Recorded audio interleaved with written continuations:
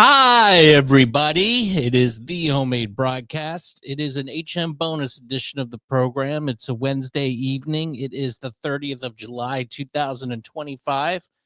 I know. Where the heck were you earlier? I know. Sorry about that. I did post about it, but didn't have an episode tonight, but we did record one early. So it'll be up on Sunday at midnight right here on YouTube, willsyoutube.com, Rumble.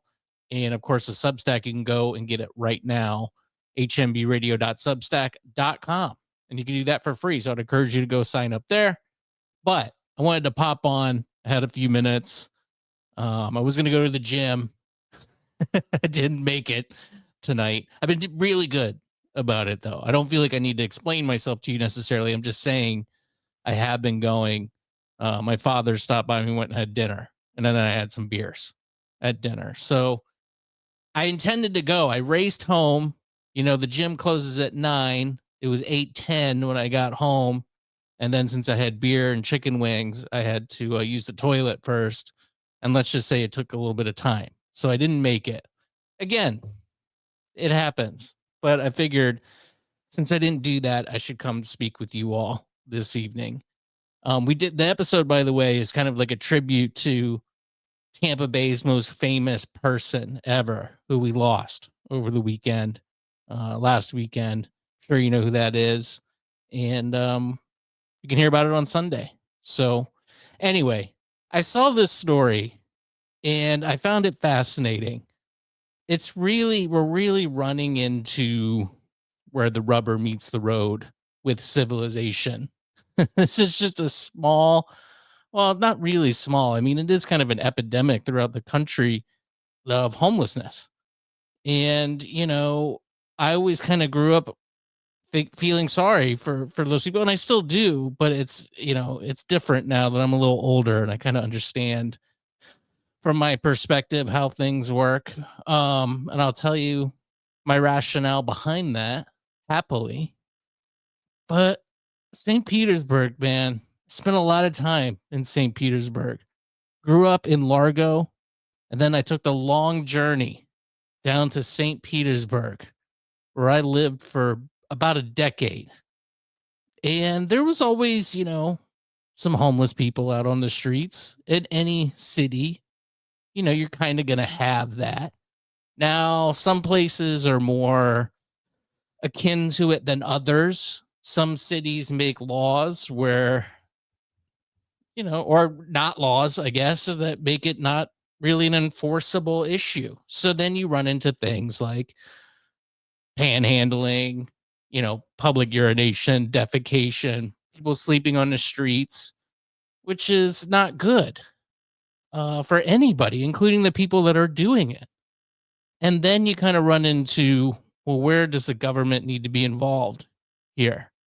Because I don't really want people, you know, they don't have a home, their income, their financial situation doesn't allow for it. You can't criminalize that and put them in jail. But also just living in St. Pete for that many years, you I don't know what the percent, I'm going to guess, okay? So I don't have any data here. I'm sure you could find some data to contradict this and then call me an A-wipe, which maybe I am at this point. I don't know anymore. I don't know really what to believe anymore out of anything, but I do have my personal experience. And as we've learned over the past few years, that's most important. How you personally feel is the reality of the situation. But I'm being condescending here, being a little tongue in cheek, but I mean it. There are, I'm going to guess, as far as people who are just down on their luck, lost their job, got kicked out of their house, have nobody to stay with. You can't stay at a friend's house. You've just, all those options have finally given out. So now you're just on your own. You're in the streets. Your car, you don't have a car anymore. Your car broke down. I'm going to guess there are a total of 3 of those people. Out of the vast homeless population, there are 3 people who are just really down on their luck and they need some help. There are, you know, again, I don't have any example of this, But I know there are services, there's churches, there's government, there's places where you can get some assistance. I would say it's just very unlikely people who are just, like I said, down on their luck, not abusing any sort of substance like drugs, including alcohol, that are just genuinely down on their luck. I don't know, like I said, what the exact percentage is, but I think it's very, very few. And the vast, vast majority, 90+%, are people who are either severely mentally ill and medicating with drugs or alcohol, or just drug or alcohol addicts. I'm gonna 96. No, that seems too low. 96% seems too low. 98.9% are in that category. Now, if someone's not within their mental faculties and they're mentally ill, you shouldn't put them in jail, but they can't be a part of society either. You can't have people sleeping on the streets, crapping on the streets, peeing on the streets, asking for money, and just, a health hazard, frankly. It's not good for anybody, including the person. So this story here is interesting. It's a Shiso Crispy. Was originally a food truck, I believe. Apparently they have a restaurant now, which I did not know. I went down to St. Petersburg a couple weeks ago and barely recognized it. I moved on from St. Pete. I'm a Pinellas Park man now. So I've taken the trek back north, closer to my homestead of Largo.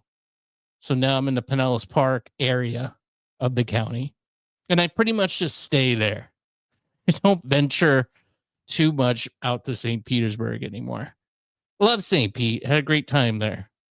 But it's just too far of a journey for me, the 10 miles. It's too vast. So this Shiso Crispy lady, the restaurant owner, she's actually suing the city over this. And I thought it was interesting because, like I said, it's where the rubber meets the road here. Let's listen to this. This is from WFLA. St. Petersburg. She says the city is allowing people to sleep out in public and it's impacting her business. News Channel 8's Marilyn Parker is live in downtown St. Pete tonight. Now, Marilyn, the restaurant Shiso Crispy is steps away from Williams Park, and that's where the complaint says this problem's coming from. Yes, but it's not just the sleeping. This complaint alleges atrocious behavior by those who are sleeping outside. It also says that, according to state law, they're not even supposed to be there. So they're accusing the city of allowing it to happen. These pictures show people sleeping outside in downtown St. Petersburg. It's being used as evidence in a lawsuit against the city. The owner of Shiso Crispy Restaurant, Ronica Whaley, and her attorneys filed it Friday. They didn't want to speak on camera and sent us a statement saying the complaint speaks for itself. We started asking people what they thought of the people sleeping in the park. I've worked in downtown St. Pete for 2 months now, and I haven't seen much change in the homelessness or the unhoused people and their situation. The complaints. Well, a whopping 2 months you've been there. I mean, give them some time. No, there hasn't been any sort of improvement. I remember at one point they were rounding them up at night and taking them to some sort of facility. I don't know if they're just, the population grew to the point where they're not doing that anymore, but the city would literally pick them up so you could either go to jail or come here to this facility and, get off the streets for night. And then they would have to spray the sidewalks with some sort of disinfectant to get the pee and poo away. If you go down any alleyway, you would smell a pretty pungent odor of pee down any of those places. Says it's much deeper than that. It says by letting people sleep and camp at the park, the city permits behaviors like public defecation, urination, and violent threats. Police. So obviously the defecation, urination, like I said, is a big deal. It spreads disease. It's not compatible with modern society. And, to the homeless people's or houselessness, whatever word she used there. What are they supposed to do? They still have a body, and it produces poo poo and pee pee, and it has to go somewhere. So oftentimes it's either in your pants or maybe on the sidewalk. Those are kind of the two options that you have. The stores aren't going to let you, use their bathroom, and they shouldn't, nor should they. But it's an issue. So what do you want to do? Do you want poo poo pee pee all over the place, or we want to take some action, which may mean potentially, I don't know, is it civil rights? That doesn't seem right. You can't poop and pee on the street, right? That's a law. So you're breaking the law by doing that. So yes, technically it may be making houselessness illegal. But yeah, otherwise you have to poop and pee outside, and that's against the law. Reports included in the complaint show witnesses confirmed people defecated in the restaurant's cafe area. The filing also says on several occasions, police told Whaley there is nothing that can be done, or that they can't remove the people sleeping in the park or outside her restaurant. Some understand how it's impacted. So I knew that, like I said, I thought at night, at least many years ago, they were removing them, but there is a new administration in now. Ken Welch is the mayor. I think Rick Kreisman tried to do something about it. I mean, I don't really know what you can do about this. There's a certain percentage of people who just can't live in society, but we shouldn't let those people ruin it for us either. I mean, I think most of them need psychiatric help, and there just aren't a lot of assets to do that. Businesses. And I don't really want to go into a Starbucks I've just been harassed outside of. Is there circumstances, or particularly probably why they did the crime to start with? The city of St. Pete says Good observation. they do not comment on pending litigation. The city's website has a link to its current ordinances regarding homelessness and panhandling. Some residents say they want to see the city step up. As much as the businesses and the people that live in downtown and all of that are so important to the city, so are the unhoused people.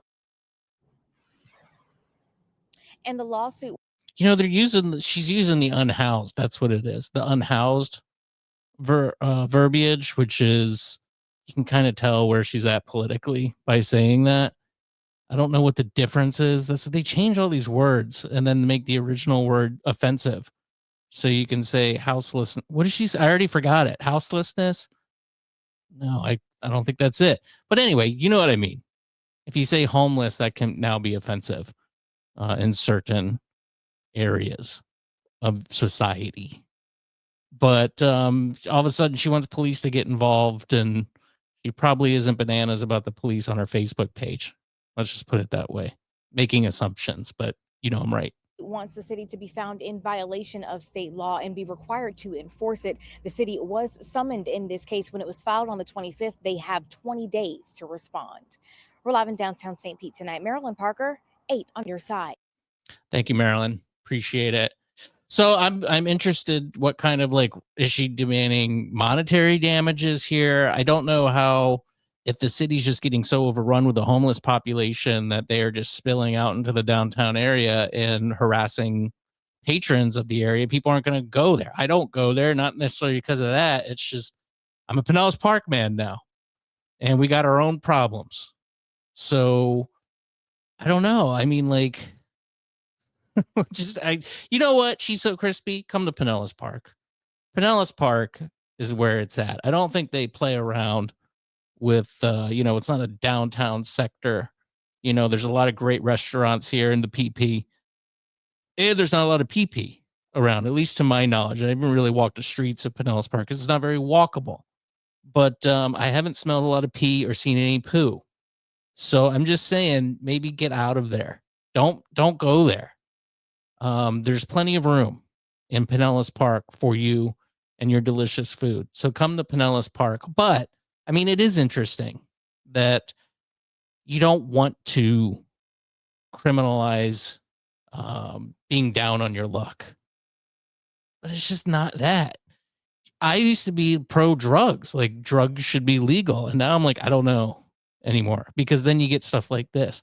there are a tiny percentage of the population that can use drugs, hold down a job, keep a house, and pee and poo inside their house. And that's fine. But when you're letting it dominate your life, where you end up on the streets, then it becomes a big issue. It's a problem.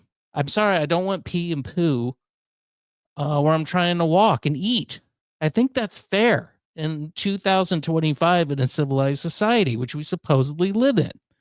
I don't think it's too much to ask to get my delicious wonton and not have a piece of poo next to me while I eat it. That should be normal.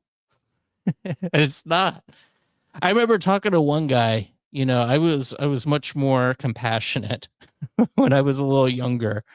I still am, but I got my answer too. And I remember talking to this guy, is this dude I saw a few times, and he would actually kind of walk around and work. He'd be like, "Can I wash your car? Can I do this? Can I do that?" One time I let him wash my car, and he did an okay job. And I spoke with him afterwards, and I was like, "What can people do to help you, really?" And he looked at me verbatim and said, "Nothing." He says, "I'm an alcoholic. I don't want to quit. I understand like this guy he wasn't a mental patient. He was just a drunk." And he says, "I'm just going to, drink until I am not alive anymore. And that's my plan. And that's what I want to do." And as a, mostly libertarian, I go, okay. But also, if you're making pee pee and poo poo outside, I'm sorry, but you can't do that. And then something has to be done. Back in the 80s or 90s, Geraldo Rivera and there was actually a movie too. It's like called, I can't remember who's in it, but I watched it. It was about hold on, let me find it now. It was a state mental hospital in Florida that got shut down for abusing inmates. Pretty much movie about Florida mental hospital. That's it. Chattahoochee. This is it. 1989. Who's in it? Gary Oldman's in it. Dennis Hopper. It's a kind of a scary movie, a little bit. It's about a Korean War vet. It's based on a true story. Ended up getting sent to this Florida mental hospital, which still exists. It's still around. It's a state facility, but they just didn't. After like stuff like this with the movie, and then Geraldo Rivera did a report on, abuses in state facilities, they just kind of stopped sending people there. And, back in the 50s and 60s, 70s, 80s, they would kind of say, okay, you're not fit for society. You got to be incarcerated in a mental hospital, or hopefully we can get you back up and running again. But if not, you'll just stay here. But you also won't make pee pee and poo poo outside when people are trying to eat a wonton. So that's nice.